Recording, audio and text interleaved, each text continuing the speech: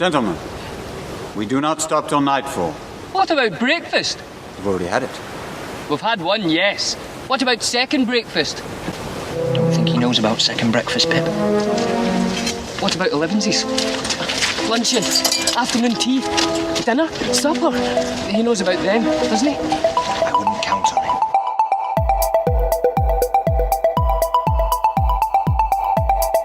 Broadcasting from Brisbane, Australia, this is The FOMO Show.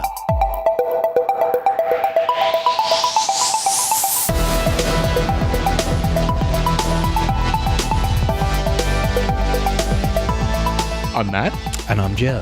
And this is a fortnightly podcast where we talk about the exciting ideas changing the world today and what might change the world tomorrow. We'll help you stay across what's going on so you don't get the fear of missing out. You can find us at FOMO.show or by searching for The FOMO Show on your platform of choice. Now, everything in this show is in the show notes. You can find links to the stuff we're talking about and timestamps to the relevant parts so you can always skip ahead or find it later. So this episode, we're going to be rounding off the whole year of 2018 in typical FOMO Show fashion. Indeed, we'll be getting at our crystal ball for the coming year. We'll be discussing some of the news from the new year as well. Talking about what we've been reading and giving our recommendations. So what have you been up to, mate?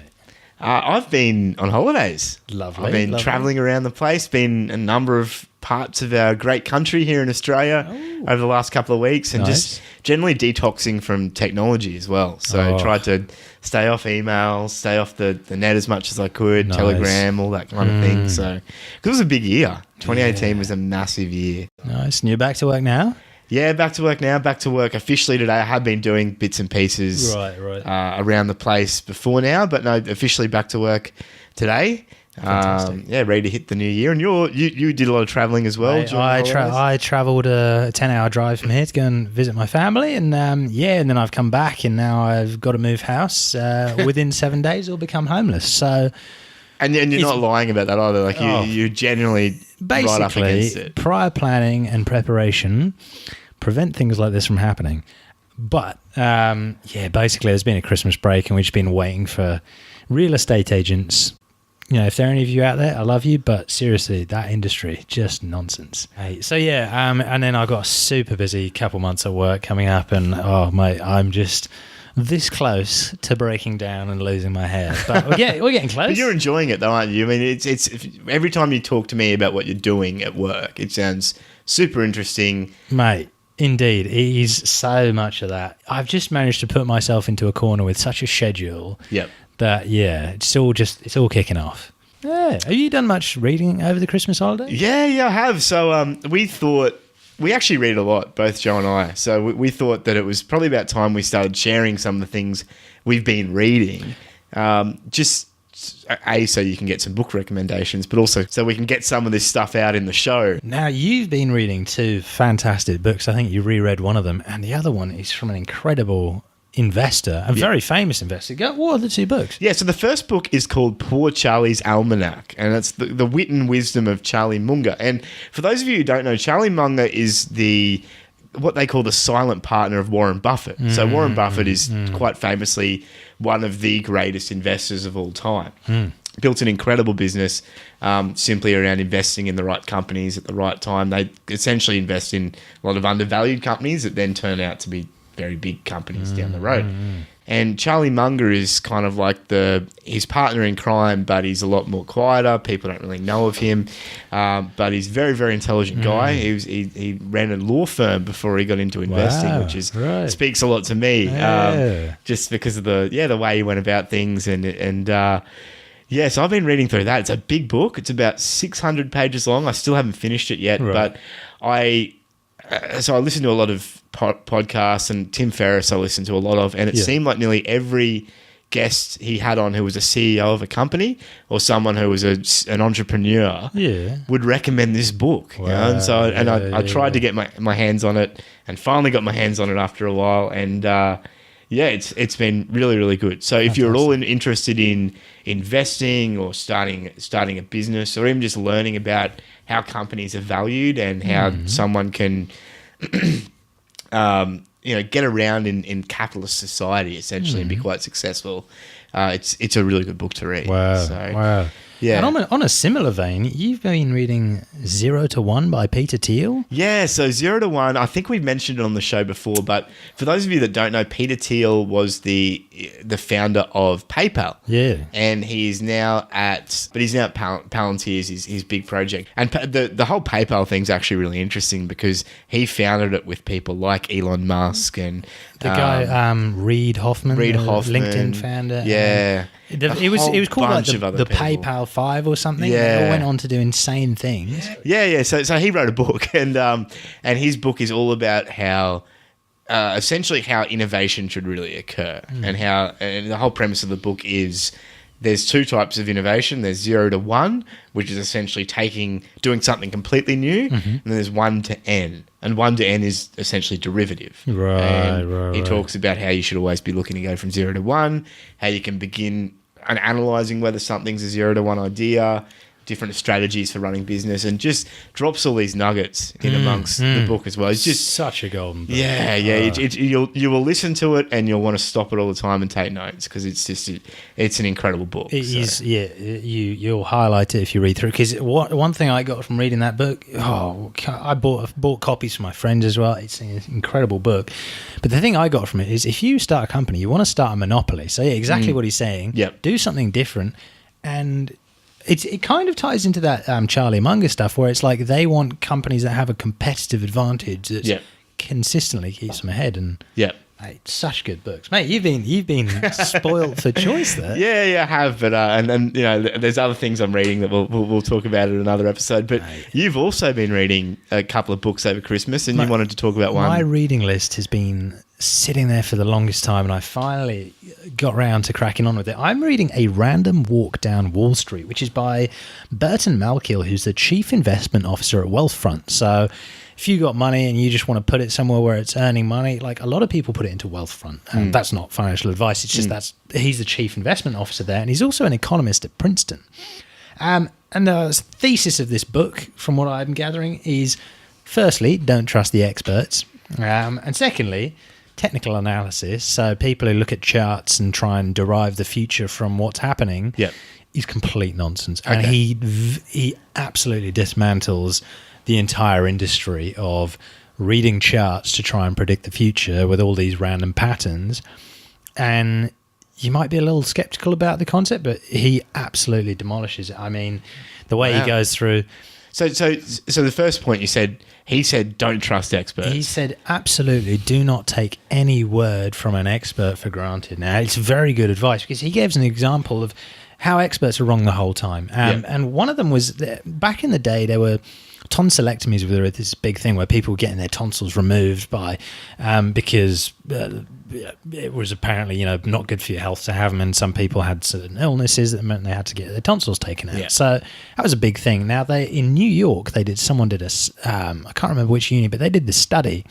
They took 2,000 odd children, I think it was, and they took them all to physicians to be tested, and they said which of these kids should have their tonsils removed that have some kind of illness. Turned out 30% of the kids needed their tonsils removed. So they took, of all those kids who didn't get their tonsils removed, they took them to another set of physicians. Same thing. 30% of these kids were then diagnosed as, they have something that means they need their tonsils removed. Then they did it again, and then they did it. And then it ended up that there were only about 68 kids, but they had no more physicians who could actually test them. So it was just showing that, by the end of it, these kids had been tested by, 3 different people. And then they were saying, you got to get your tonsils removed, which is insane. And it just goes to show, just because someone's wearing a white coat, you should never take anything as completely right, because he says there are lots of very smart, very highly paid people who do very average jobs. And I mean, he goes, look at weathermen. The most effective way you can be a weatherman is to take the weather from yesterday and say, that's going to happen, and you'll be right more than anything else. Yeah, take it from someone that lived on a farm. We would genuinely, and this is not a lie, we would listen to what the weather people said on the forecast, and we'd expect the opposite, and we'd be right more times than we were wrong. Mate. Which is absurd.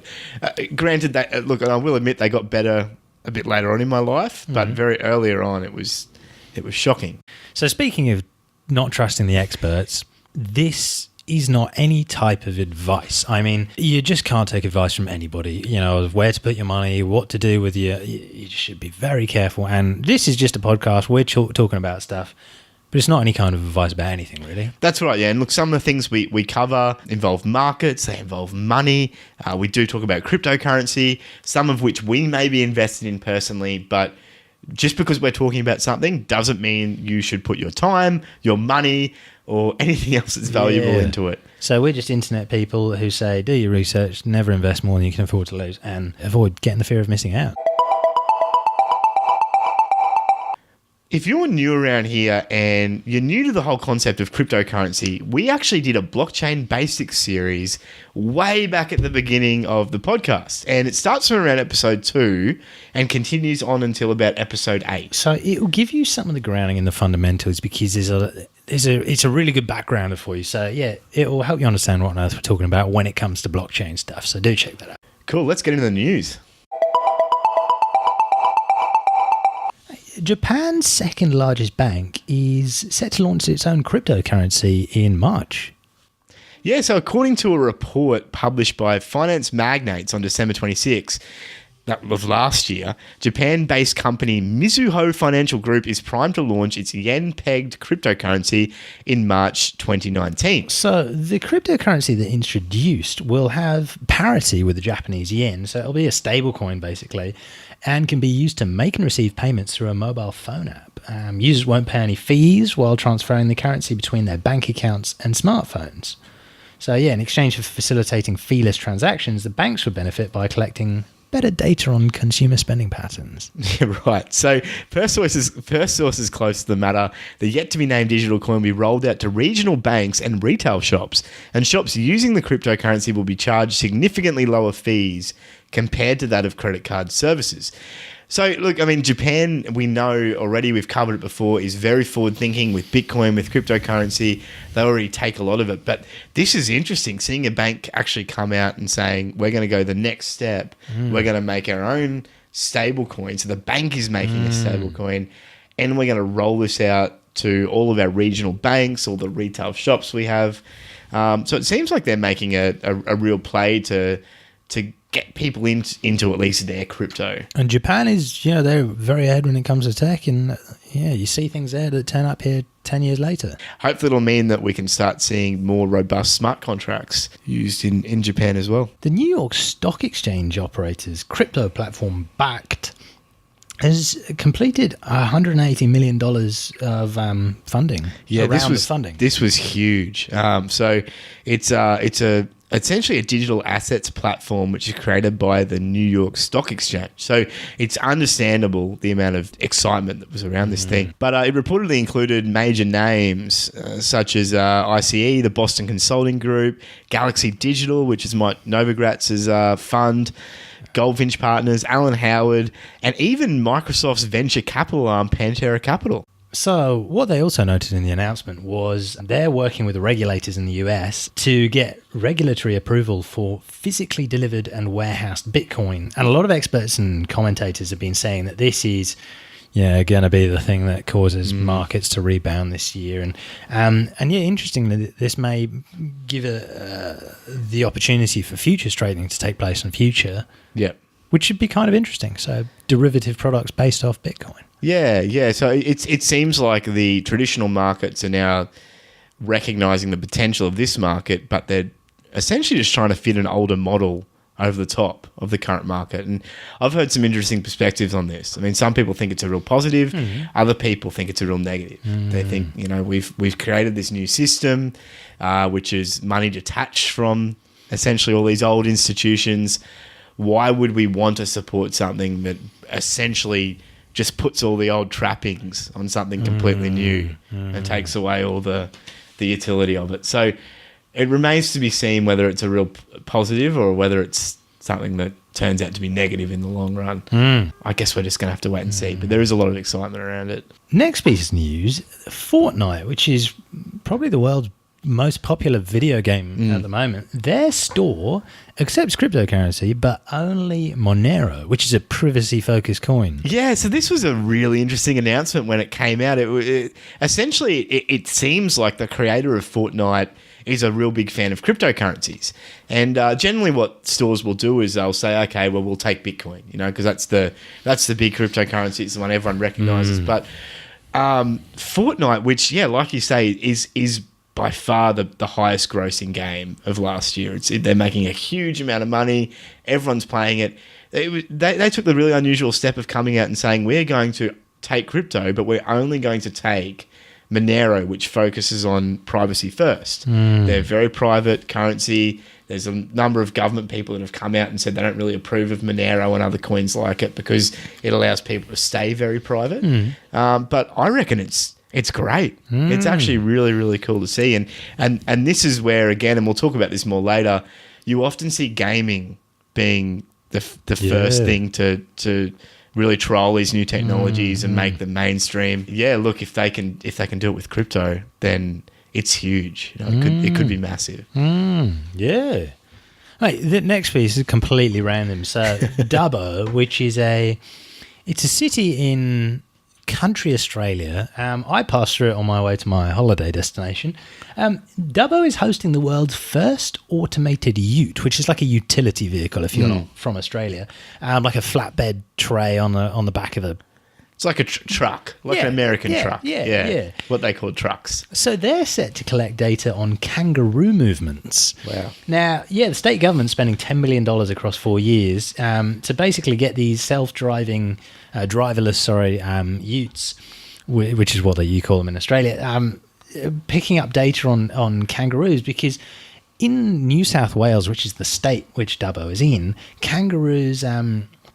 were recorded to be involved in 16,000 crashes in 2018, and 2 deaths were recorded based off that, because what they're saying is driverless technology can't currently predict kangaroo movements. Yeah. So it's crazy. Yeah, and look, it's a huge concern for everyone. I know it sounds a little bit silly, but it's a huge concern for everyone who lives out in the country, which is where I'm from as well, because you can't predict these kangaroos and you can never really see them until they're right out in front of you, especially at dusk. So, look, they just jump out. Yep. They just jump out at you, and they can destroy your car. Some of them are huge. Yeah, some of them are like 6 foot, and then that hits your car. It could. Our family had a car totaled. Wow, I wasn't driving it, but one of my brothers was driving it. The car was written off because a kangaroo hit it. Luckily, he was fine. But yeah, it's a real danger. So this is something that's really interesting to see. But it is something that's needed, especially if we're going to have autonomous vehicles out in the country. Because it's crazy. You see a lot of dead kangaroos on the road because people hit them. Next piece, Bill Gates and Jeff Bezos are among a number of billionaires who are backing a spin-off from Alphabet, which is Google's parent company, which involves molten salt energy storage. Yeah, so this is a really, really interesting one. So the money will help Malta further develop a system that uses large vats of molten salt and cooler liquid to store electricity generated from variable sources like solar and wind. So basically they're setting themselves the challenge of entering the age of storage with the next generation of technology, said the chief executive officer. What they're saying is that this system can be located pretty much anywhere, including near solar panel arrays and wind turbines, and it has the potential to last longer than lithium-ion batteries, the CEO said. So, they're considering putting it in China, amongst other places, for a pilot project. It's something we're seeing a lot more of, this push to really get batteries into mainstream, to get them up to scratch, because the solar technology is there now. The electrical technology is pretty much there now for electric motors and electric vehicles. But you ask any iPhone user and you see it when they come to your house and they ask to charge. We need better batteries. We do.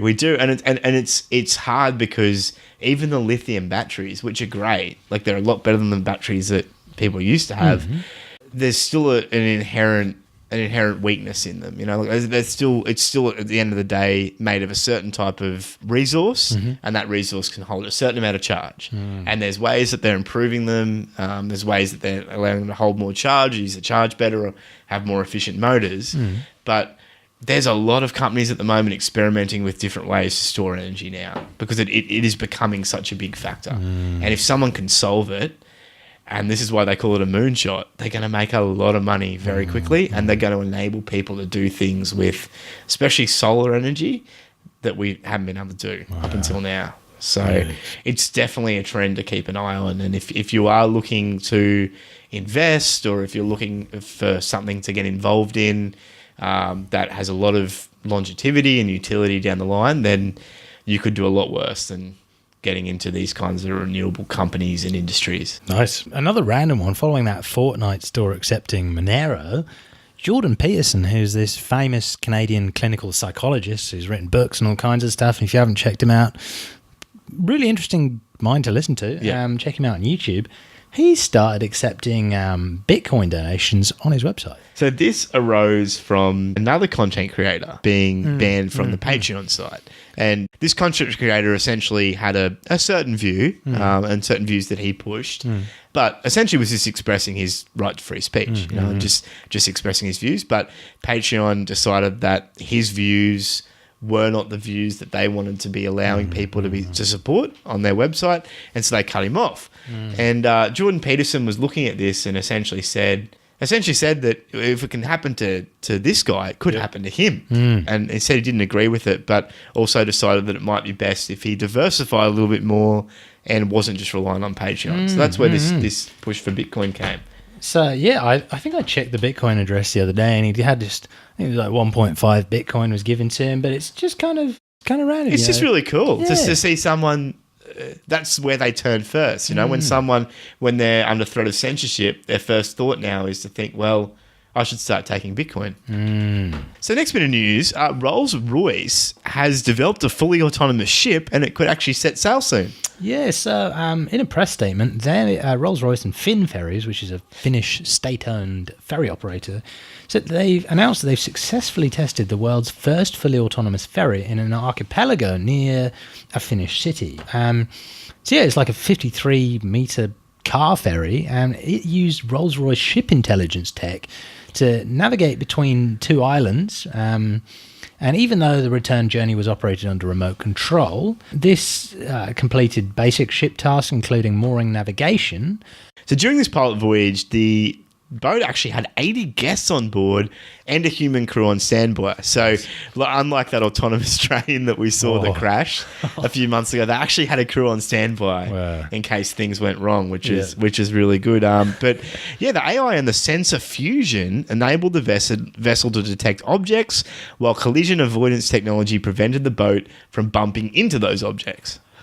So yeah, it's got advanced sensors which let it detail a picture and all the sort of stuff you'd expect. Yeah, but it's really interesting because you ask most sailors now, and they like being out on the sea, but you talk to them about the toll it takes, these long haul journeys going for days and days around the world, and they're away from their family generally for a long time. It's very long haul. It's kind of like fly in, fly out mine workers, except the shifts are generally a lot longer. And so you can see the benefits of it. If you can have these long haul voyages being done by autonomous ships and not actually having to have humans on the actual ship, spending weeks and weeks away from civilization, in the long term, it's probably going to be a really good thing. And look, the journeys are probably going to be able to be a lot quicker as well. Yeah, so it drops the cost of it, and then when people try and pirates jump on board, there's no one to kidnap. That's right. So, How are they gonna, you just lock everything down. you can imagine the confused look on some poor Somali pirate's face. Well, they wouldn't hop on anymore and try and kidnap people. They'd try and hack it. Oh, mate. Yeah. So next bit of news, and mate, this is one that we actually talked about before the show, and I'm just going to intro it and let you talk because you've got a really interesting perspective on this. There was a piece by The Intercept, and if you don't read The Intercept, it's actually a really good site for some really insightful pieces. But they wrote a piece recently about how the vaping giant Juul explained everything that's wrong with our world. Now, the core point of this piece was saying that for 20 years, cigarette usage amongst 12th graders in the US had been completely wiped out until the rise of a vape manufacturer, Juul. So just recently, the Marlboro manufacturer, Altria, bought a 35% stake in the vaping juggernaut for 12.8 billion, which values that company at $38 billion, which makes it a massive market cap at that value. Turned a bunch of their 1,500 employees into millionaires overnight. But it's insane because they make vaporizers so you can just basically breathe in fruit-flavored nicotine. And they sort of sell it as people getting, you're weaning them people off cigarettes. Healthy smoking. Yeah. But now that the Marlboro manufacturers, got a stake, they could probably advertise this as get off smoking and onto these vapes. But in my opinion, from my experience, nicotine is highly, highly, highly addictive. Yeah. And making fruit-flavored highly addictive substances does not really sort of...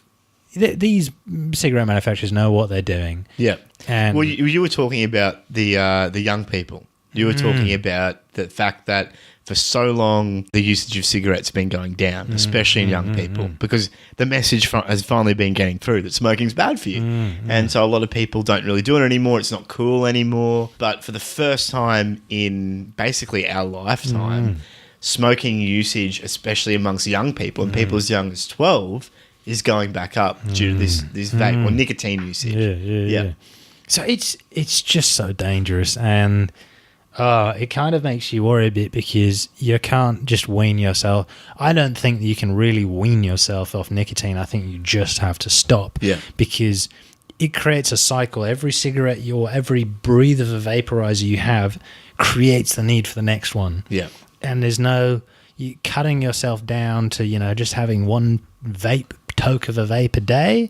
I don't think that's cutting it. I think you've got to just get that out of your system. And it's, I say that just because, I've smoked for plenty of years of my life, but it's not good. Well, I've seen you try and quit once too, mate. And you said before that it just takes one smoke and you're right back on the train. You're right back into it. Yeah. Are there... So obviously with the vapes, this is just showing my ignorance. I just thought it was vapor. Right, I didn't realize there was nicotine in them. It's dangerous, isn't it? Because there's no tobacco in most of them, obviously. Yeah. So that's a plus, I guess. Yep. What are the health detriments of nicotine then? Apart from being incredibly addictive, are there other things that affect people? Now, that's what I don't actually know off the top of my head, because you really do wonder about. We haven't had that long to actually research what the effect of breathing in vapor is, and this specific, these specific vape. Like it's some kind of, because they're going to be flavoring this stuff somewhere too, don't they? So it's not just the nicotine. Yeah. There's other stuff in there that's.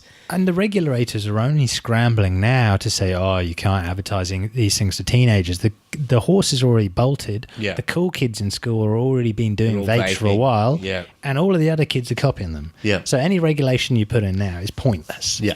It's just a bit of a worry, but it's an interesting sign of where things, how things are moving in that specific industry. So Yeah.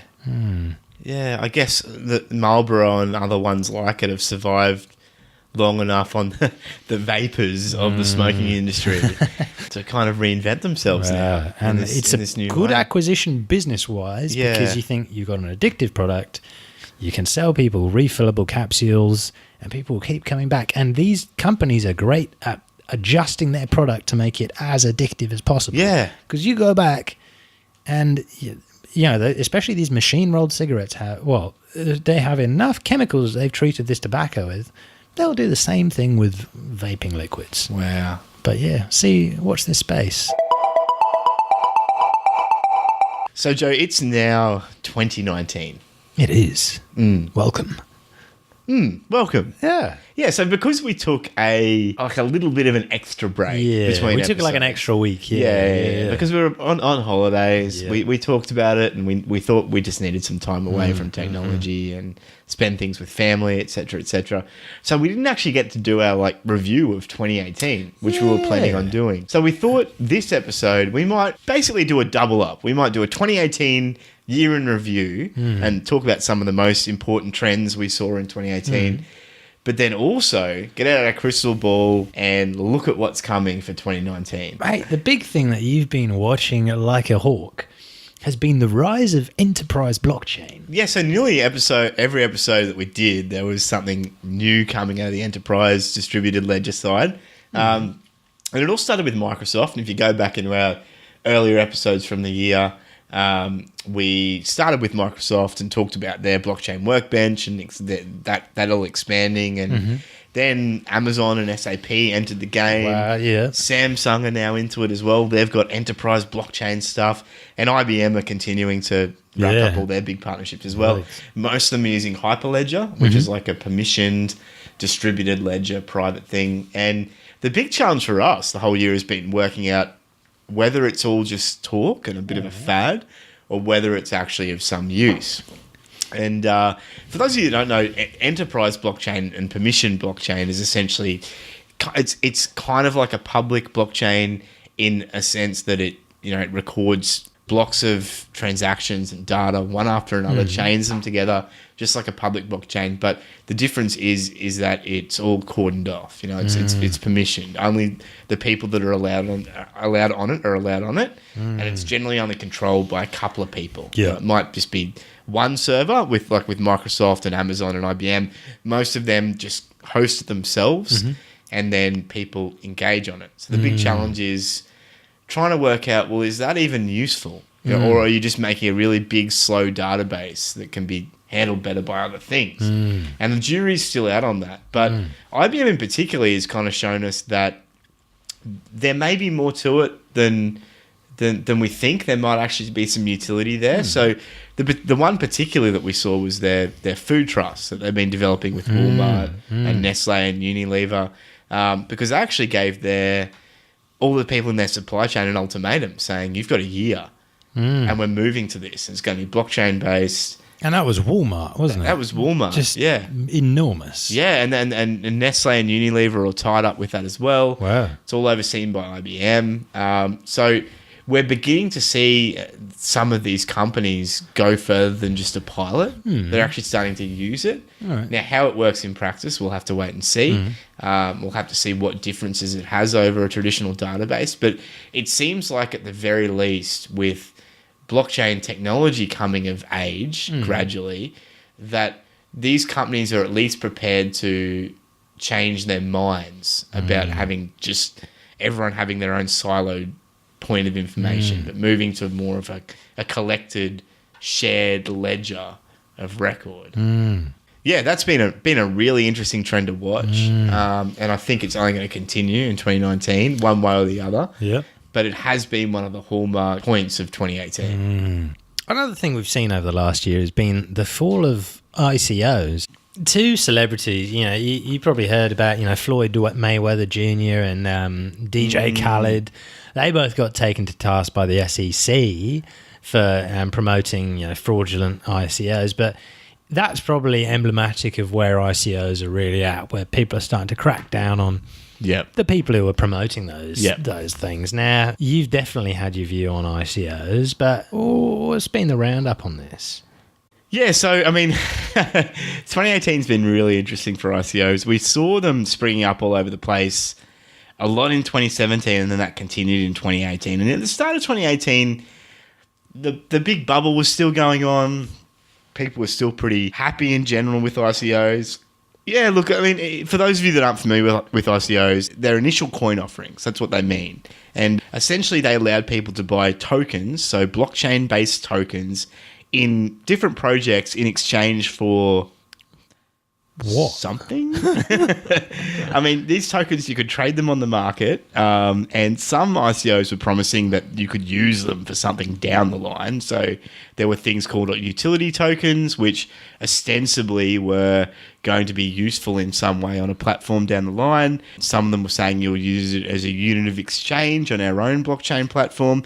But the big thing with these tokens was that there was no real connection with an actual company. So the tokens weren't tethered to shares, for example. They weren't tethered to any future promise of earnings. They were essentially just repackaged air, essentially. They didn't really. They were spun up from nothing, given to people in exchange for their money, without any kind of promise. Just roadmaps and a website. Yeah. Yeah. So we've seen the interest in ICOs significantly die down, and that's been due to a number of reasons. So projects haven't been actually delivering anything, whether it was promised or whether or not. A lot of them have just sort of faded away. The owners had disappeared into the ether and taken their Ethereum with them. And that is, in some ways, actually contributed to a lot of the drop in the price of Ethereum. But that's what some people are saying, is that because a lot of these ICOs were using Ethereum to raise their capital. Yep. And then when the founders bailed, they just sold their Ethereum. And that's what some stuff has been, apparently contributing to that. Yep. In fact, the market downturn just in general is that, a lot of the irrational exuberance, sort of the carpet was pulled out and things dropped from, Bitcoin at 20,000 US dollars way down now. Then you've had other things, governments cracking down and actually saying, look, this is getting out of hand. This is ridiculous. You need to actually abide by the law. You can't just say, because it's not called a security, it's not a security. Because a lot of people are promising future returns or a percentage of profit, all this stuff. And then some people, as you said, just realise they're just buying air. Yeah, everything just began to feel a little dirty, didn't it? Like, the more... I mean, you've probably noticed it if you've been listening to the show for a long time. You've probably noticed it with us on the show as well.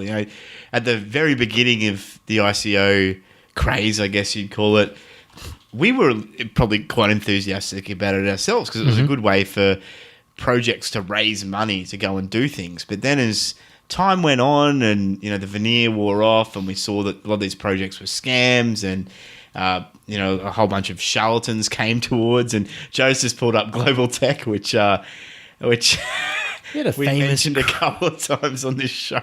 There was this famous Australian cricketer that someone managed to scam into promoting this random nonsense product. It was the next blockchain. They were promising it to be the next everything blockchain platform. Right. They wanted $50 million. Unbelievable. And it was just a total scam. And the regulator here in Australia eventually shut them down for what they were doing. And people just really wanted to get some form of a share or equity or something for the money that they're actually putting in. And I think a lot of people almost in their head thought they kind of were with ICO tokens until they realised a bit later on that they weren't. They weren't really getting anything. And I think as it's become apparent that a lot of these platforms just aren't getting used either, these tokens really aren't going to be useful for anything at all. Because you don't necessarily need the next, token for... dog food. You don't necessarily need a token for a lot of things.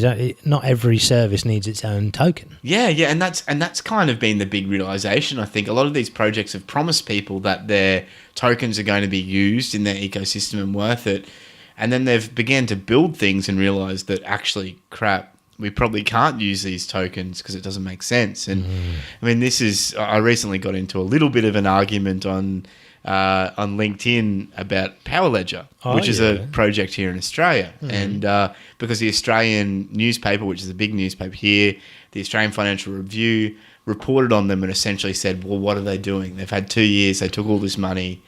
What have they done with it? And it was a valid question and a whole bunch of people jumped to their defense. But, I mean, I was essentially saying, well, it's kind of a decent question to ask, like what is going on? These people bought these tokens all this time ago, and it's not looking like their tokens are going to be useful in any meaningful way, at least for maybe another year, maybe 2 years, or maybe never. At what point does it go from a fundraising exercise to misleading and deceptive conduct? At what time have you lied to people? And I think that's something that we're going to, and I'm not saying they have, and don't get me wrong, they're out there, they're working on things. A lot of other companies are out there working on things. But I think it's going to be an increasing trend as the veneer wears off this. That you're going to see people starting to say, well, you told us this, and it hasn't eventuated. So that's been a big thing in 2018. I think it's going to be a lot more ugliness. And a lot of people, a lot of founders deleting tweets and deleting accounts and disappear. So the question is, will they come back? Yeah, look, I don't think so. I think the ICO craze as we knew it is gone. I think some people are talking about security tokens as the next big thing, regulated tokens that conform with law. So like shares? Basically, yeah. There might be some merit to that. I'm still not convinced. I think everyone should be inherently skeptical of anyone that's out there spruiking the incredible benefits of a security token. You're right, yeah. I think this has run its course and maybe it's time for something new. I think what we may see is crowdfunding models which actually build some kind of active enforcement into how things are spent via a smart contract. That might come in, and that could be via a security token. That could be a lot more valuable. Then you solve the Kickstarter problem and you have people administering and watching what the founders are doing with the money instead of just being able to do whatever they want with the money. But yeah, tokens as they exist now, I'm just not convinced that a lot of them are going to be useful. Yeah. Next big trend that we've been watching is virtual reality. It's been making a big headway. A lot of it a little quieter, but let's just go over some of the big things that have stuck out to us over the year. Yeah, so the first one is a real estate company who was using virtual reality for their entire corporate offices. So they had about 12,000 employees when we covered it, and that number had actually doubled from the start of the year when it was only 6,000 employees. And the reason they'd put on so many employees so quickly or had so many agents jump ship and come over to their organisation is because they didn't have any offices. People who came to their organisation weren't expected to rent an office and go in and work at that office every day and then go out and do houses.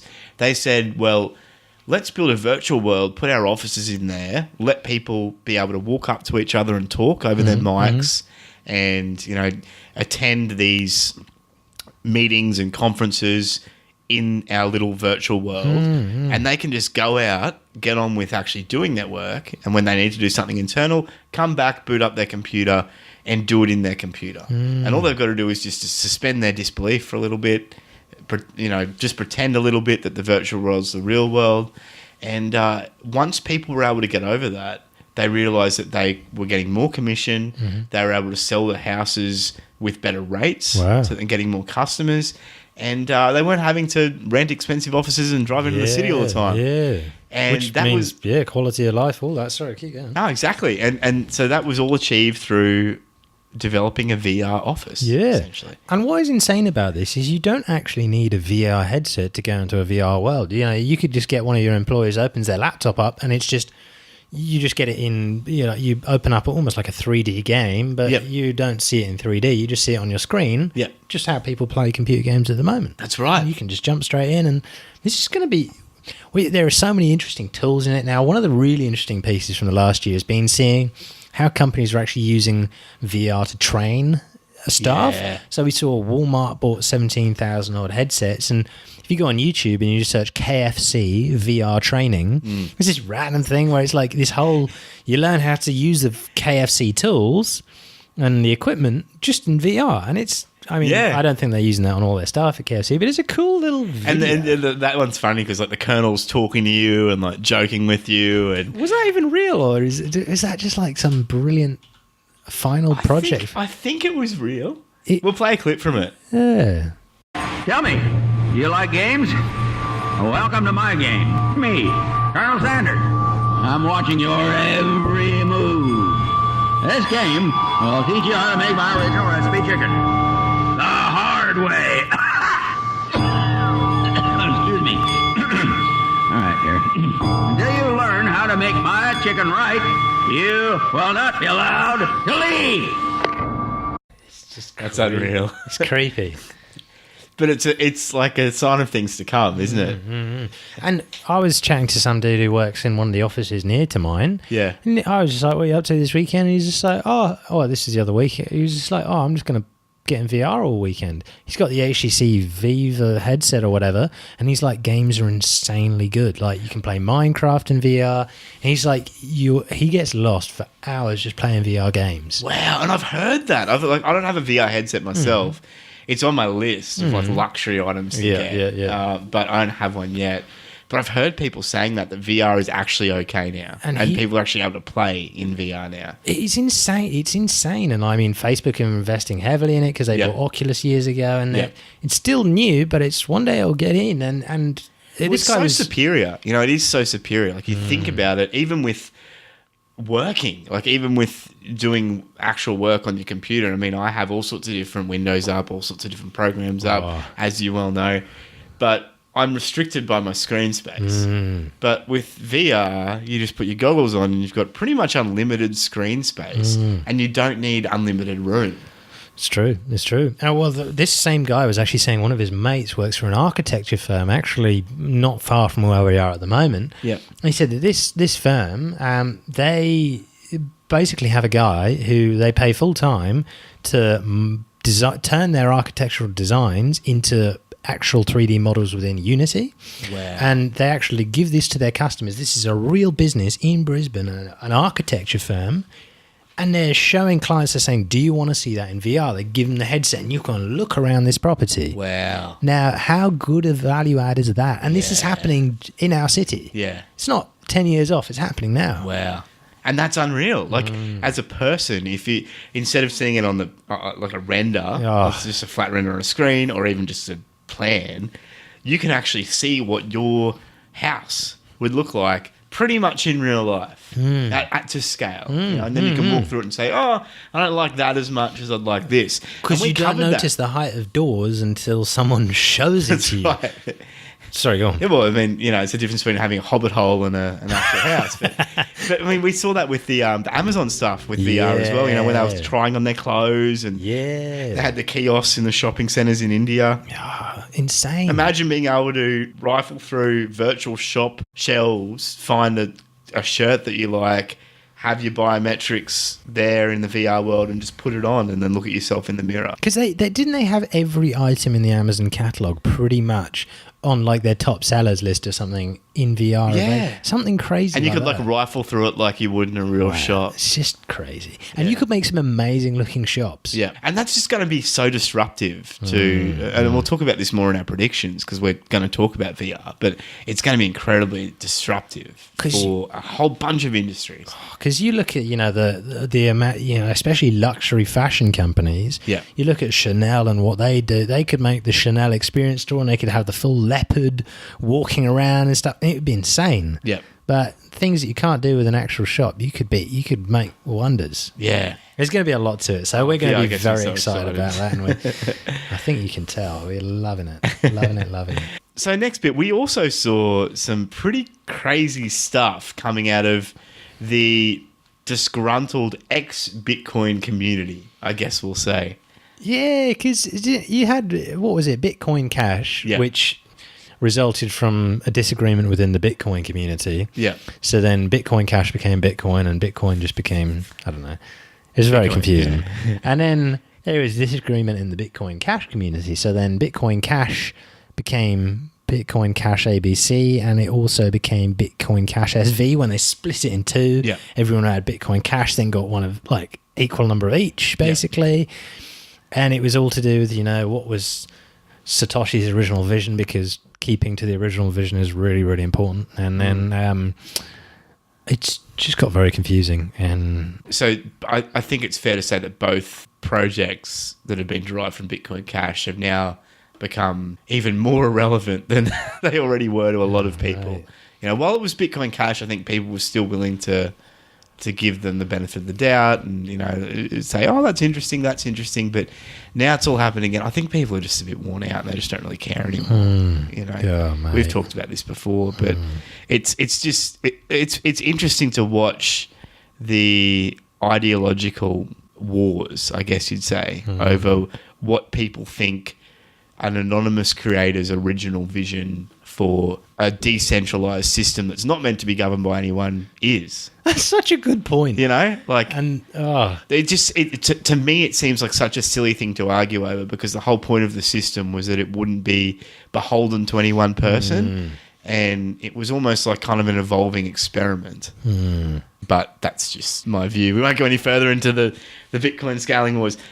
We've been seeing a continued worrying loss of individual privacies around the world, as I'm sure commentators have been saying for years and will continue saying for years, because wasn't it Orwell who was asked what the future of the world looked like, and didn't he say it was a boot stamping on a human face forever or something like that? Yeah, which seemed quite silly for a while, didn't it? You know, like after Orwell wrote it, everyone was like, oh, ha, ha, glad the world didn't go like that. But I don't know, man, this year, I think especially towards the end of the year, things got pretty dark. You know, things really have taken a downward spiral for individual privacy and, individuals' right to free speech in 2018. Because I think we've been conditioned for a while with things like Facebook and social media to make everything public to everybody all the time.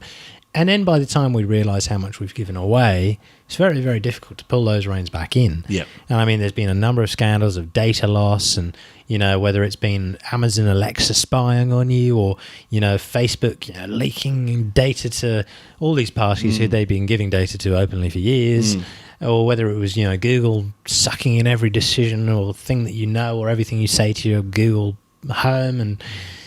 whether it's Microsoft, it's just... Even Starwood, like the Marriott, Marriott Starwood, they lost 500 million... Customer details. Customer data was hacked, And we're only going to see more data breaches in the future. Yeah. And well, a lot of them have probably already happened and we haven't even heard about them. Because a lot of them don't come out for a couple of years. And you often don't know if you've actually been hacked. Yeah. That's right. I mean...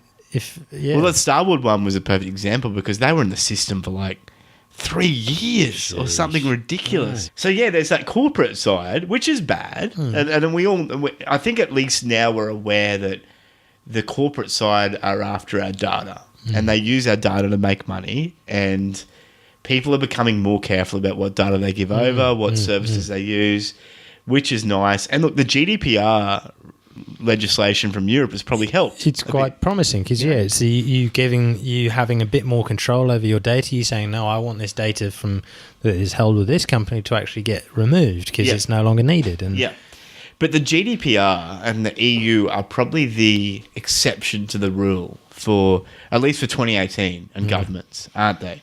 There's been the trend for most states in the world in 2018 was to continue to eat away at the privacy of individuals. I think we're almost being conditioned very much into just accepting that everything that you have no privacy. Yeah, that's just part of the world we live in. Yeah, and it's what we need for. And it's you can see where people come from in that regard. Yeah, and I mean we saw this with China.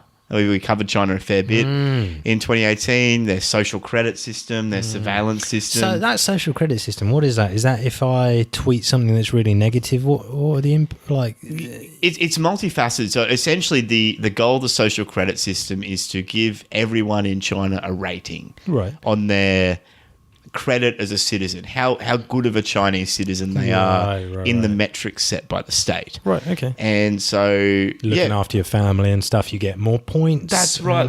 If you're making good economical decisions for your own self, you get more points. If you're saying you love the government, you get more points.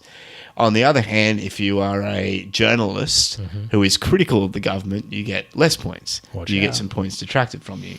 If you, there was one thing we looked at in the shops where someone was buying whether it was alcohol or something and they got a deduction in their points, and the government was employing a joint thing of having actual employees, government employees, monitor this stuff, and machine learning monitor this stuff. But the crux of it is that it is a system which is always watching you. It is always assessing what you're doing and putting negatives and positives on your rating. And this rating controls whether, for example, you get access to credit, like loans, whether you can go on certain public amenities and public transport. Because it turned out, didn't it transpire that there was somebody who wasn't able to board a train or something because of, I believe I saw that somewhere. It was a journalist, I think, in China where it was being trialled in one of the cities.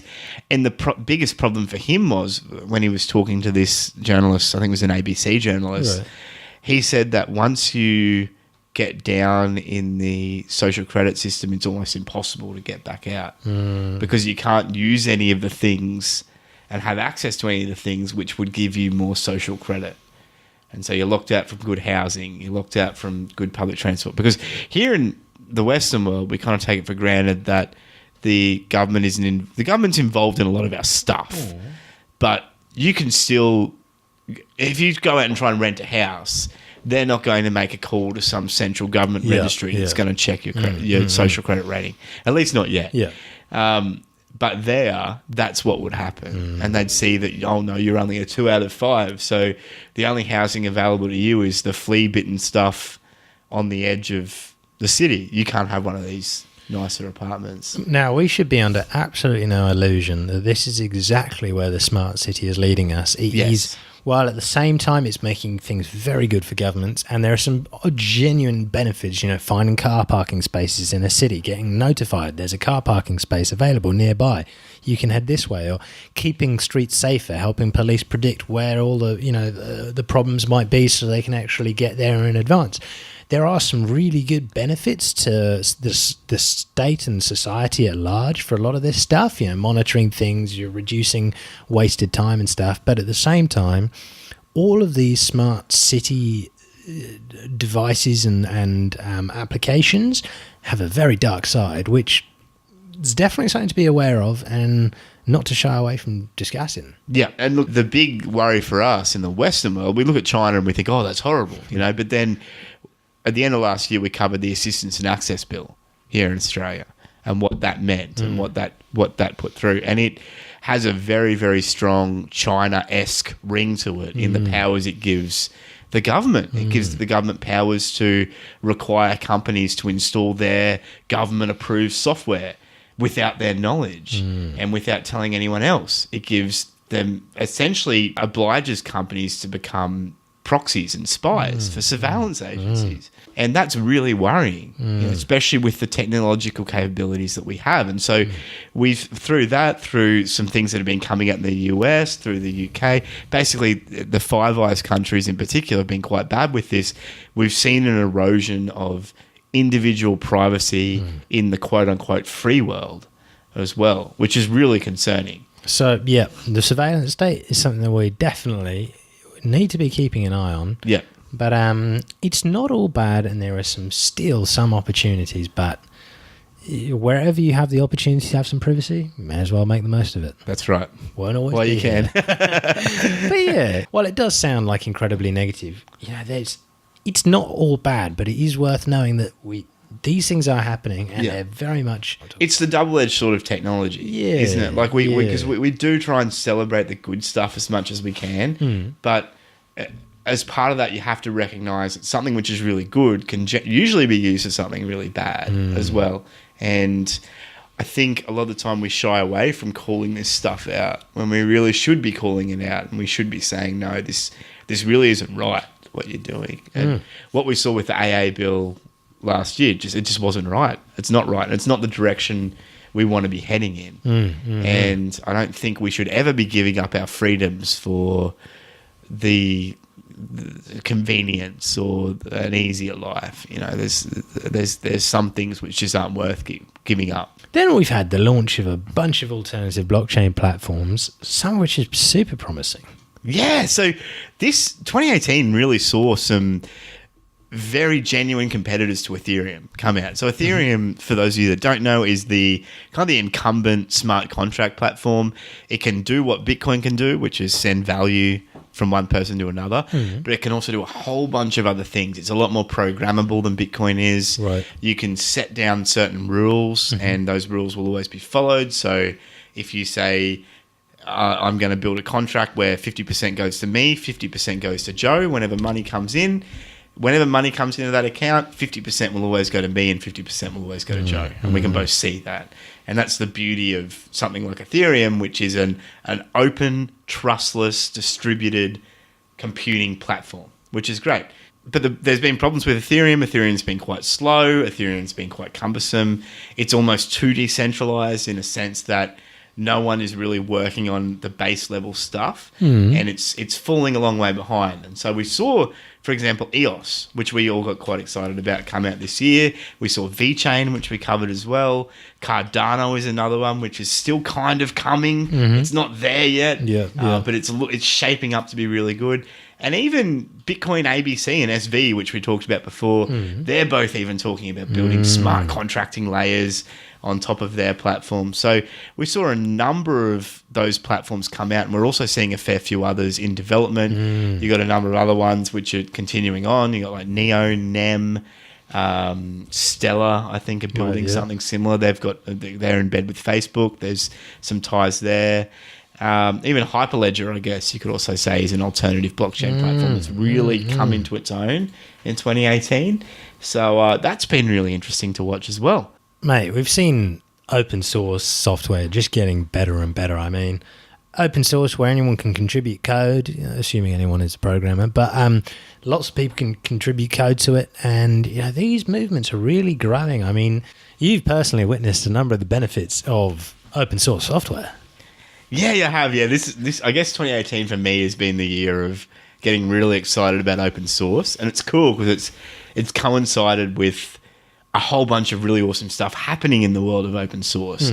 The first one being, and I think we've talked about it in a previous podcast, the rise of this thing called Steam Play. And what Steam, this is through the platform Steam, which is basically the biggest gaming platform for PC gamers. And what it's allowed people to do is for people to get off proprietary operating systems like Windows and Mac and onto open source free operating systems which are based on Linux and still play their games. Wow. That's been the biggest problem with jumping onto Linux, which I'll just say it's the best operating system. And You would. It is. It's open. There's a whole bunch of people working on it. It's free. It's incredibly robust, but the biggest problem with it has been that you can't play games on it, and you could play some, but it took a lot of effort.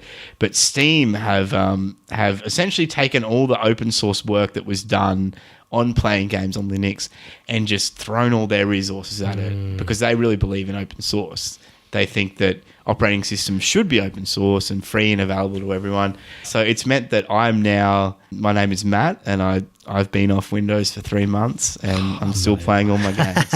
So for a long time I had to load Linux for most of my stuff, and if I wanted to play a game I'd restart my computer and get on Windows. Now I just stay on Linux, which is great. So, wow. Yeah, and we've seen other things too. I mean, Ubuntu is one of the big Linux operating systems, and they brought out a new big version this in 2018. And then we had Microsoft released a bunch of their patents saying that Ubuntu could actually use these without worrying about being sued. Yeah. And then you had IBM bought Red Hat? Bought Red Hat, which is one of the big Linux companies as well. Now, IBM took on a lot of debt for it, so we'll see how that plays out over time. Yeah. But that's a Red Hat, or a big Linux development company. Well, they sort of run a bunch of services, or they do. They're an enterprise service company. Wow. They have their own distribution, which is called Fedora. Right. But they do a lot of services. So basically, Linux for the longest time was mainly used for servers, mainly used for the back end of the internet, and it still is. It's probably more than ever it is now. Most things that you use on the net, a lot of applications that you use, software you use, it's a pretty safe bet that it's running Linux, and a lot of that came from Red Hat. Wow. And so that's why, but especially because everything's going to look kind of like this service model, people are leaning more and more heavily on Linux operating systems, and that's why Red Hat has had so much business because they do a lot of that work. Canonical are similar, the ones that run Ubuntu. But yeah, mate, it's been a huge year for open source. There's been a whole bunch of cool open source projects that have come out as well, which we've highlighted. We might go through some of them in another episode, but it's been a great trend in 2018, and I think it's really going to continue in 2019. Now, moving on more globally on a financial scale, we've seen for almost 10 years the lowest interest rates in history. And some countries have even dipped a toe in negative interest rates, which is that's when you have $100 in the bank. Your bank says, okay, well, we're going to charge you, let's say, $2 a year in interest, which means that you pay them. Yeah. They take it off you. But if you get a loan, then you get more money. It doesn't. Now, that is negative interest rate is a whole type of magic of its own. And it requires zero cash in the banking system. But anyway. So why has all that been happening then? Why have some countries moved to negative interest rates? Well, just looking at low interest rates as it is. Now, you have interest. I'm not a professional economist by any means, and economists are wrong as it is. I'm no expert, so just take it for what it is. But interest rates, if you're being given 5% a year by your bank for having $100 in there, next year you have $105, you get $5. So if you're earning a good interest rate, then you probably won't you won't be as incentivized to spend your money. Whereas if the interest rate means you're actually getting very little, then the theory is you're more incentivized to spend your money. And spending the money they think is good for the economy, because even pointless spending is apparently really good for the economy.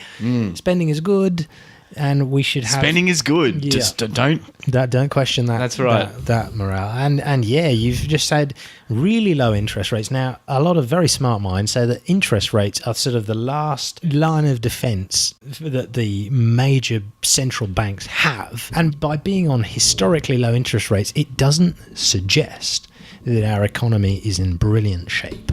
Now, I'm not an expert, but if you've got a very low interest rate of, let's say, 2%, which is very low, and every year inflation, so the value of they say inflation, but it means your money is worth less every year. So what $1 bought this year is worth 97 cents next year. You buy less with your money, and it means you're actually... If your interest rate is 2.5% and the inflation rate is 3.5%, let's say, you're actually losing 1% a year of your cash. And I guess that's a micro example of a more macro trend with the global economy, isn't it? Well, yeah, but you've got a bunch of problems in that things are tied onto those interest rates. So a lot of people get cars, which are based on a variable interest rate. And a load of people have bought these swanky new cars because it's on a really low interest rate they can afford. What happens when that goes up just 0.5%?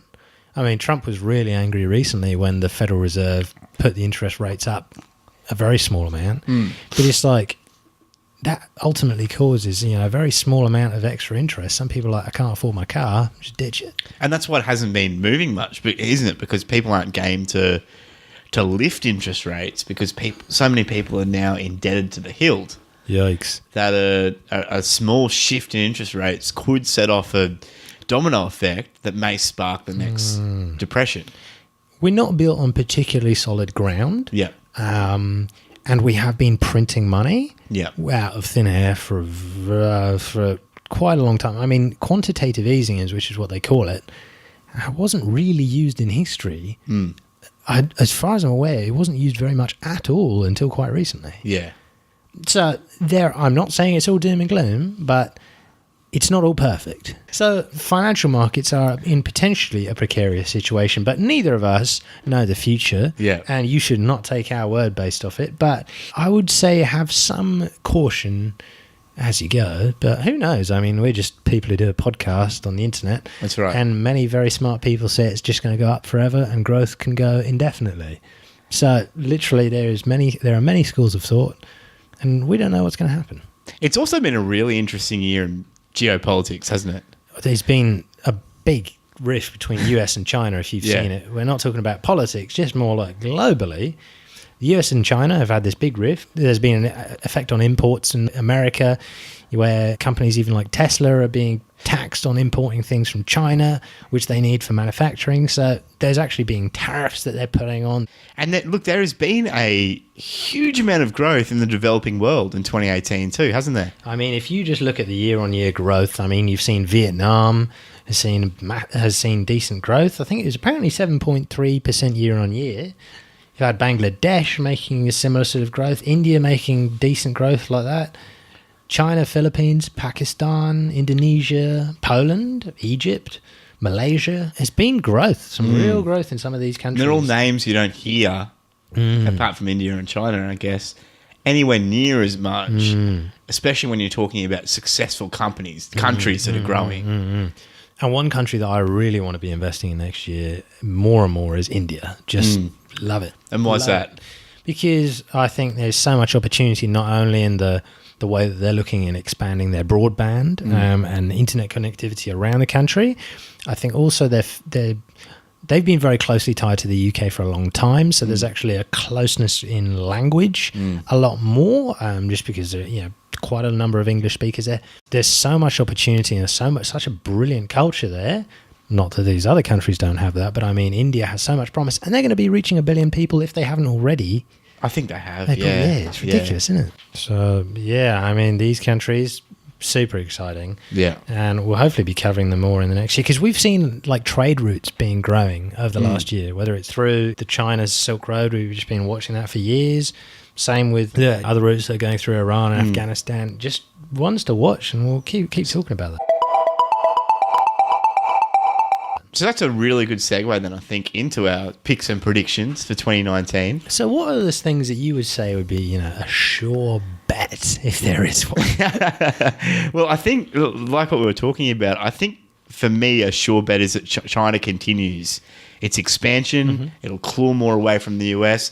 We are seeing a huge push from China through their Silk Road initiative, and you can look that up. It's called One Belt, One Road is what they call it, and they're kind of trying to revive the ancient Silk Road, and they've been very aggressive in their lending policies. They're lending at very competitive rates to a lot of countries to help them build ports, both land ports and seaports. There's obviously some strings attached for that stuff, but a lot of these countries have been out of the geopolitical sphere of influence for a long time, and they want in. And China has a lot of land connections to a number of places and is quite conveniently located for a number of other emergent centres by sea as well. So they are setting themselves up very well to be a very big geopolitical player. And we're seeing the same thing in Africa, which we were talking about. It's also really interesting. I know some people that went over to China recently, and they said that they were incredibly surprised at how big the blockchain distributed tech industry in China already was, and how much of a push the government is making for that. It seems like not just in blockchain, but in emergent tech in general, China is wanting to be the major player in the world. And we saw just this week they landed a robotic probe on the dark side of the moon. Yeah, that was huge. Which is it successfully landed. All went really well, apparently. And so it looks like the old space race is beginning to emerge. I saw a really interesting piece, actually, and if I find it, we'll put it in the show notes, about the conjecture that China is searching for minerals on the moon, because it might be a lot easier for them to mine something there than at an asteroid. But even if they can't, it would make sense for them to build a base on the moon there. And that may be why they're looking at the dark side of the moon as like kind of a staging area for mining asteroids. And we already know that there's a number of companies starting up now who are talking about mining asteroids, building equipment to mine asteroids. Once you can get out there, it's a lot easier to mine on the asteroids than it is like precious metals on these asteroids than it would be to try and find them somewhere on the Earth. So yeah, that's another thing to watch from China. So yeah, look, I think China are very well placed. I think for my sure bet for 2019, it's that China significantly increases their geopolitical position. How about you? All I can really come up with is that, there's that quote, Warren Buffett's focus when it comes to investing is he looks for companies with a consistent competitive advantage. And I think just a lot of the areas that are a sure bet, I'd say just companies and businesses that have a consistent competitive advantage, whether that's Google, because they have the entire search market and the competitive advantage there. So who are you seeing then that's really impressing you out of some, even if it's some of the bigger companies? I would be saying just Google, just because they have that market and they're constantly sort of building on with their victory. Yeah. If you had to pick one sector or one technology as a sure bet for 2019 to significantly increase its market position, what would it be? I see graphene-based technology, because as soon as we can mass produce that, that's exciting. Okay, so next prediction then. Joe, what is your long shot? It doesn't have to just be one either. It can be a number of long shots if you've got them. If you had to essentially make like 100-1 bet for the coming year, I'd say smart contracts are gonna suddenly get exciting, because in the same way as you use a lot of this encryption technology in your browser without you knowing it, Maybe the same will be in smart contracts. Maybe we'll get a new type of URL that references a smart contract, and things happen without you having to sign contracts in all these crazy ways. Maybe there'll be a new protocol for that, and they'll just get user-friendly, and it won't just be some mad thing. I think that's 100 to 1 bet. Whether That'd be great. another 100 to 1 bet, crypto becomes user-friendly. Wow. Cryptocurrencies. That's more like a 500 to 1. merchant adoption. Merchant adoption. Then it becomes regularly used by everybody. Less than 100 to 1. Facebook could issue a cryptocurrency. That is a 100 to 1. That's almost it. Oh, I know. I'll give you 10 to 1 odds on that. Ooh, and quite a long shot. Yeah. Apple Pay or Google Wallet integrate cryptocurrency. Yeah. I'd Right. love What are they going to integrate?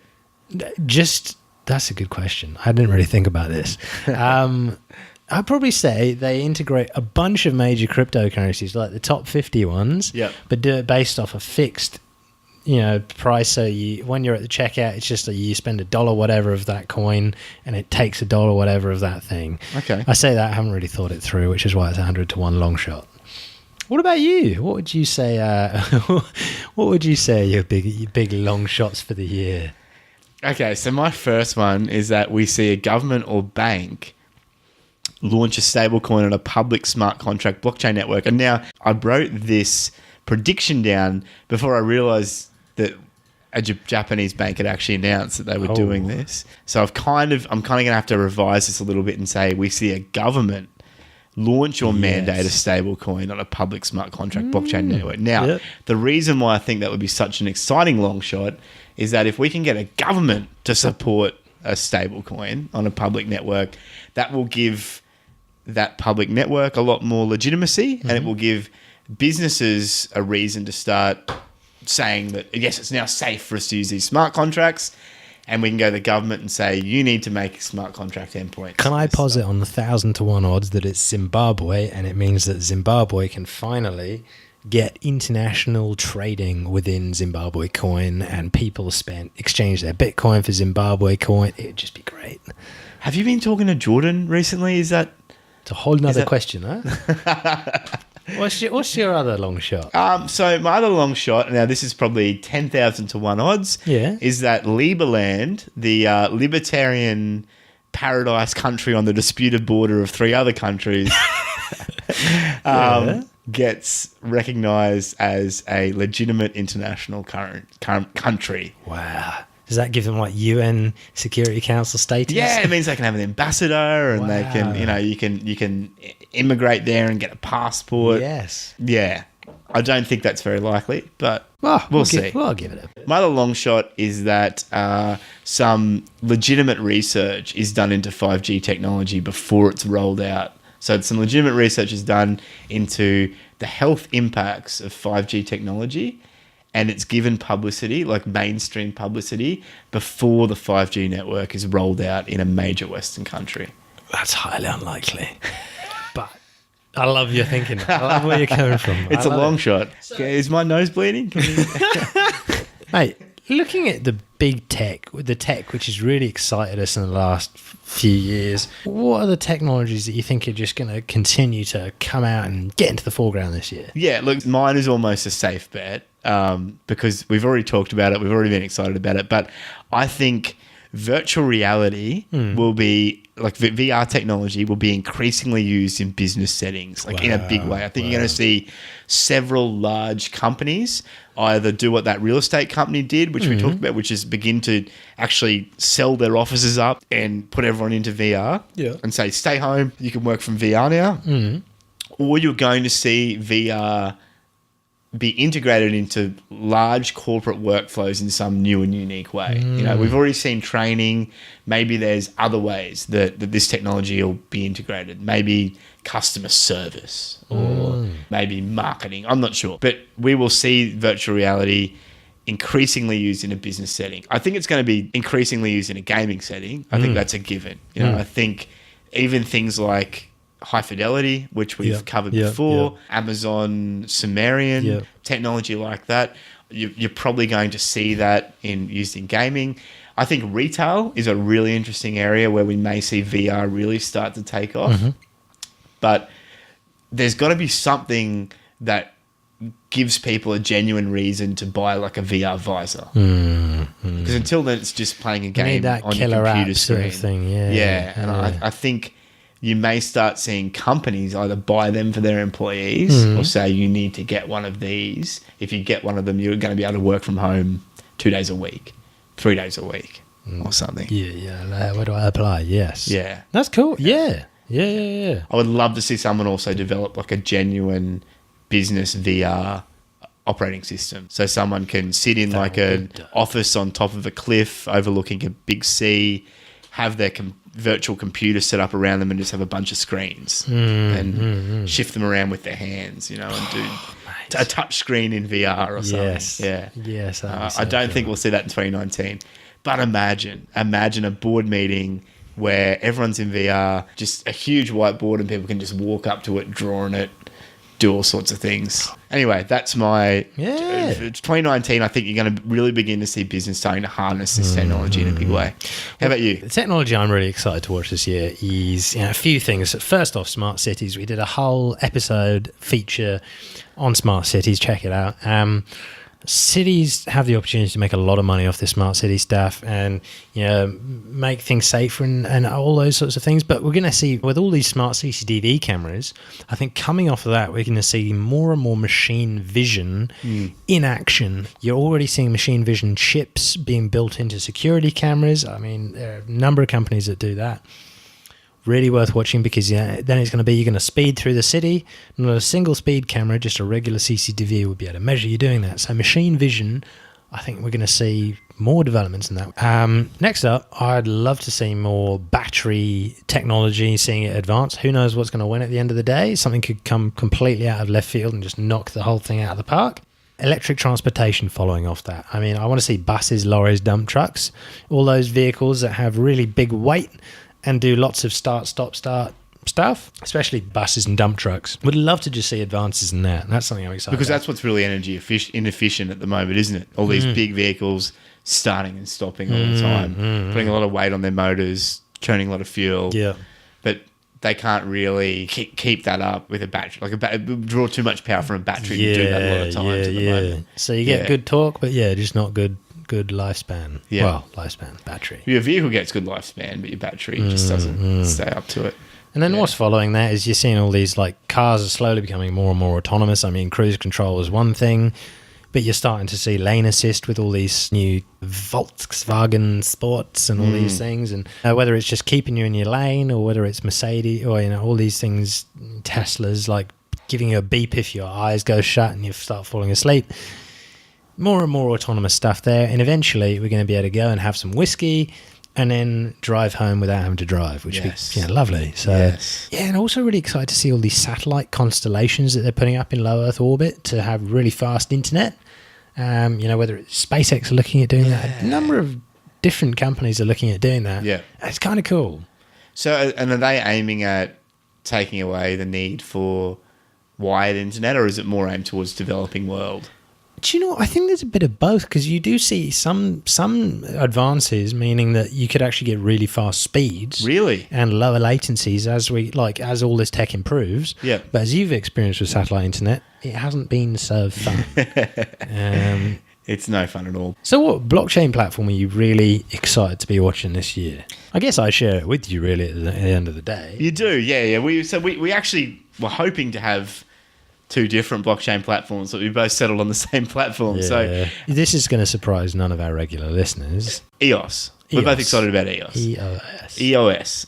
Look, the more I've seen from them, they seem to be really ramping everything up, and there seems to be a lot of work going on without a lot of hype anymore, which has been really, really good. They had a $1 billion VC fund, which they essentially got the money from their crowd fund, and they're also indicating that they're probably going to top that up as well for more money from their crowd fund, which is pretty cool. But they've still got about $250 million worth of that $1 billion VC funding to invest. So they haven't even invested it all yet. And there's a number of other funds which are investing in EOS projects too, like Galaxy Digital and a few others. I think they're matching them 1 for 1.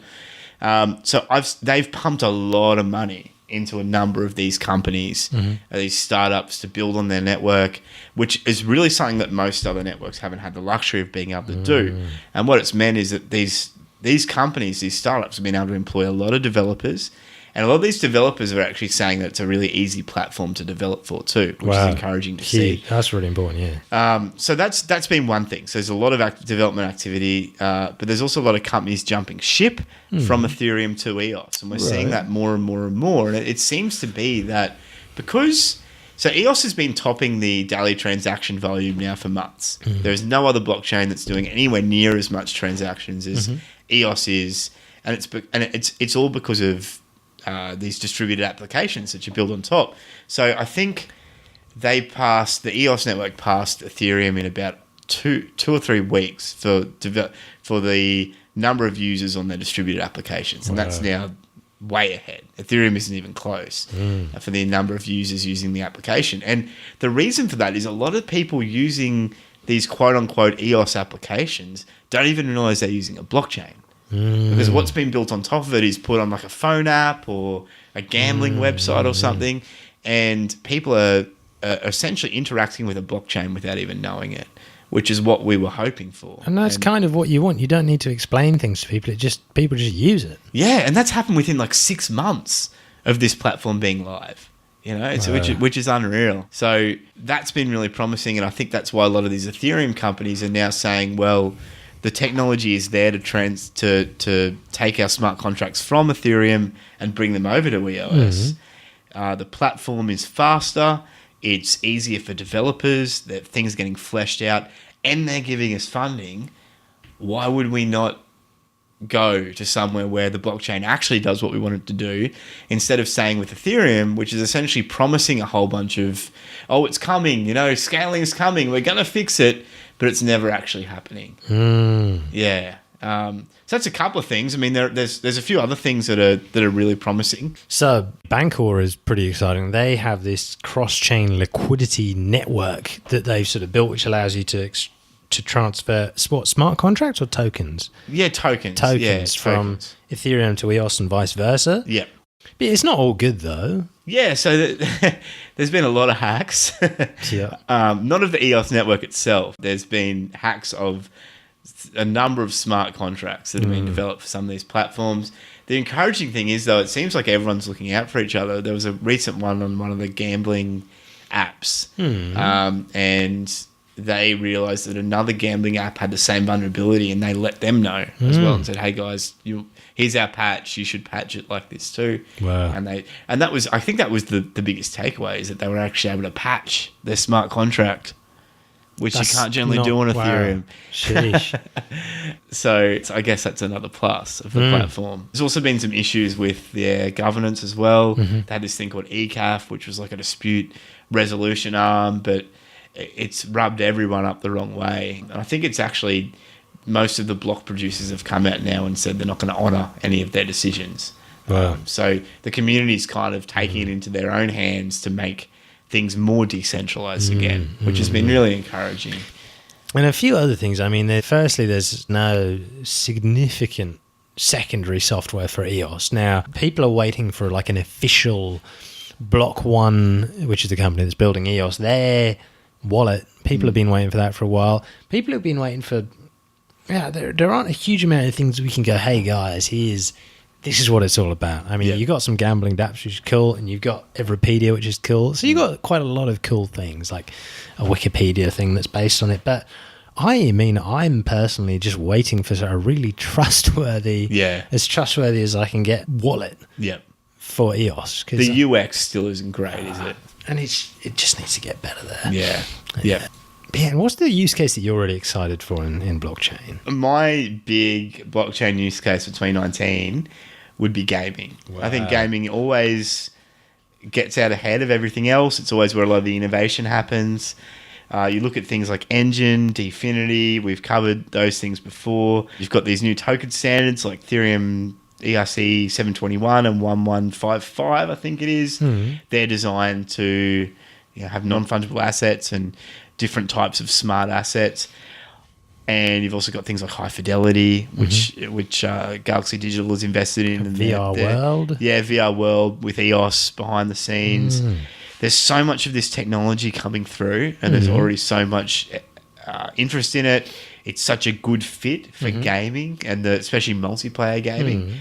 I think that's going to be where a lot of the blockchain use case comes from in 2019. I think that's going to be the big area you see it really grow and have a genuine use case there. Wow. Yeah. I'm really excited to see blockchain as it works with election stuff. Now, still there's an argument that nothing can quite beat paper-based election systems.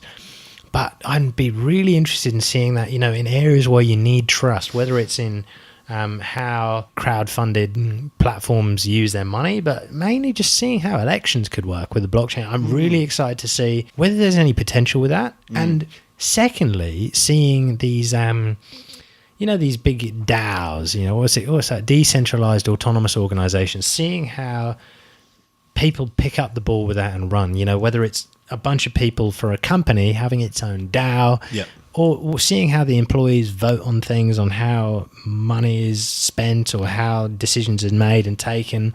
Really excited to see how we can actually get governance working with blockchain tools. That really excites me in some ways, but it's still really new, even though it's not new, but it's kind of exciting. Yeah, I would love to see that. I mean, every time Aragon releases a new update, I'm like, yes, come on. Right. So what's your general overall predictions you'd say for the next year that you're just excited about? Okay, so my general predictions for 2019 is that we're going to see a significant downturn in Facebook. Yeah. Like the use of Facebook by users and people engaging with Facebook. Yeah. And we're going to see a new decentralized social network begin to rise to prominence. Because I think people are now at the stage where they are genuinely concerned about their privacy. I'm not saying everyone is, but a number of people are genuinely concerned about their privacy.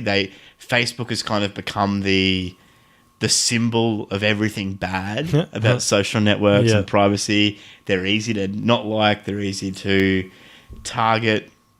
And I mean, I've weaned myself pretty much off Facebook. The only thing I use from Facebook now is Messenger. Right. I have to keep that because people continue to insist, message me on it, and I don't have their contact details or anything else. Cut them off. I'm just messing. Stuff. Yeah. But it's very easy to go without Facebook. I found it doesn't really add anything anymore. You know, I don't really find that I'm wondering what people are doing on Facebook. And I think wondering what my daily political rant will be. Yeah. And I think part of it too is just the fact that I just don't like them. You know, I've grown to despise Facebook. I think a number of other people have.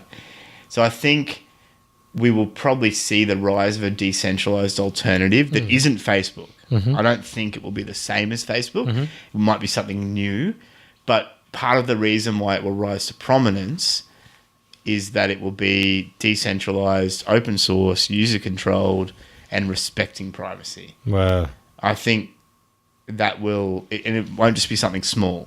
I think it has to at least have maybe 100 million users or something. It'd be nice to see some sort of, actually understand how things are getting pushed to the top of feeds. Yeah. And maybe all that's transparent as well, the algorithms. Maybe people can still advertise if they want, but it's all transparent as well. Who knows? Imagine a paid option where you don't see any ads. Or just using an ad blocker. Anyway, yeah.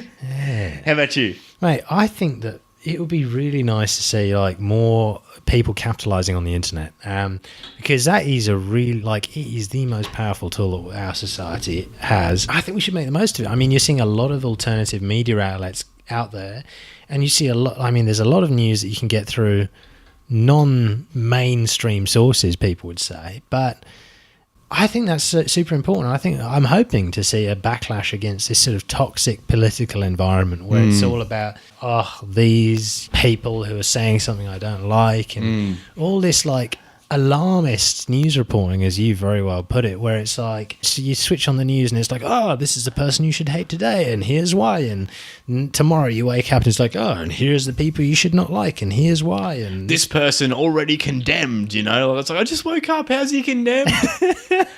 It just happened. I'd love for this to be the year where we stop believing the experts. Should people just turn off mainstream news? Turn off your TV. Like, I think a lot of people are just getting tired because there's only so many times you can see someone say Orange Man is bad. That's just, even if you don't like Trump and think he's a complete idiot, it's been 2 years.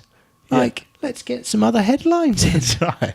But I mean, yeah, sure, I'm an alt-right fascist for saying that. But I mean, I'm just bored. The first thing you should do is put that swastika away, which you just pulled out. But yeah, as an avid newsreader, I'm so bored of this just toxic mess. Yeah. Give me a nuclear Well, see, war. I've opted out, mate. That's my issue. Like, there's things that happen now, and I'll find out about them a few days later, and someone will be like, yeah, this happened. And I'll be like, I feel like that's something I should have known. You know, like, that's quite major. But the problem is you can't, to get to the major stuff that's actually newsworthy, on any kind of mainstream news site, you have to wade through so much crap. And you find yourself getting pulled into these. You see a title and you know it's clickbaity and you know it's been constructed to get you to read it and to get worked up. And oh, look, you just clicked on it. And you just clicked on it. And then you've got to stop yourself after two sentences because you're getting outraged. And then you're like, wait, no, this is because I've been programmed to respond to this a certain way. And I'm doing exactly what I'm being subliminally told to do by this news article. So I guess the moral is then that we really just need to concentrate on building better systems between ourselves, like on the internet. Like you were saying, the internet is kind of like the last refuge in a way. You know, it's something that was quite unexpected.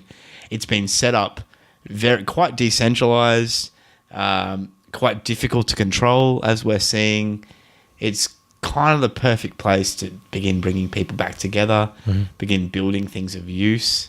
We've seen a lot of people do that already, but you know, you're talking about governance before. That's a really interesting one. Maybe, can I posit, there is a platform created where you can see the actual arguments between countries. Here, what do they actually disagree on? And how do they propose to solve it? The real arguments. That'd be nice. No, I'm just sorry, you were saying.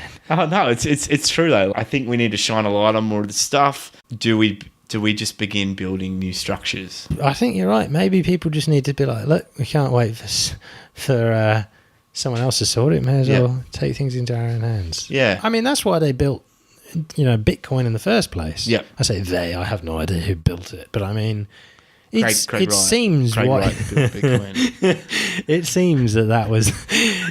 It seems that was the motive for building it. Is, you can't trust the governments with it. May as well do it yourself. Maybe I'd love to see that happen with governance. Yeah. So 2019, plenty of potential pitfalls where we could stumble in, but overall, really exciting on the A whole tech front. bunch of really exciting things. I think we've got a lot of reason to be optimistic.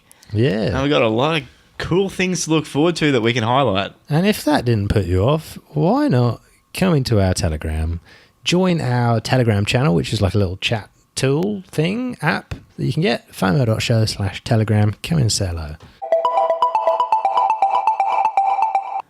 Do you know someone who might enjoy the show? Why not share it with them?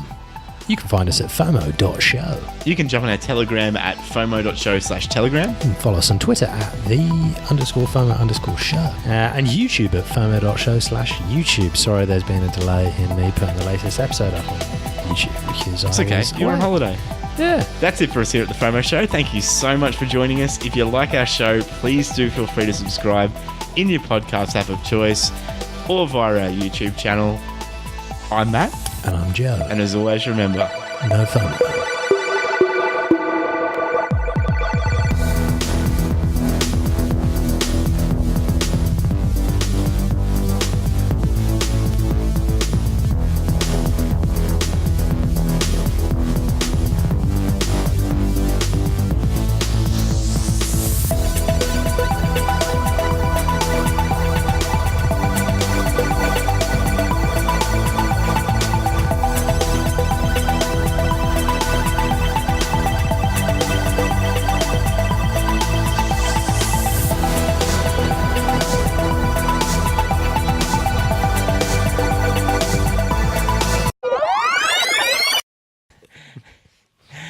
oh, I love technology.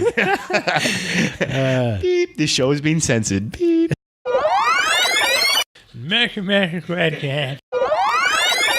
Oh, it's a powder. Yeah, it's powder. Mate, that is very healthy.